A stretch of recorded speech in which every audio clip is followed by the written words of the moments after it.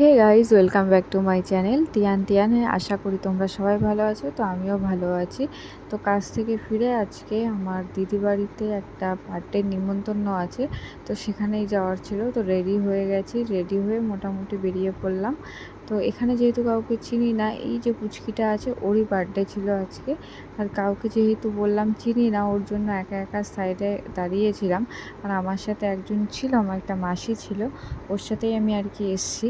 তারপর দেখো ভিড় এত পরিমাণে খাওয়ার এখানে, যে তাও অনেক কষ্ট করে ঠেলে ঠুলে জায়গা পেয়ে আমরা খেতে বসে গেলাম। তো খেতে বসেই ফার্স্টে আমাকে থালা, লবণ, জল, লেবু দিয়ে দিল। তো আজকের মেনুতে কী কী আছে সেটাই তোমাদের সাথে শেয়ার করব। তো ফার্স্টে দিয়ে দিল এক টেবিল আর সস। তো সেটা দিয়েই খাওয়ার ফার্স্ট স্টার্ট করলাম। তারপরে আমাকে দিয়ে দিল মুড়িঘণ্ট, ডাল আর ভাত।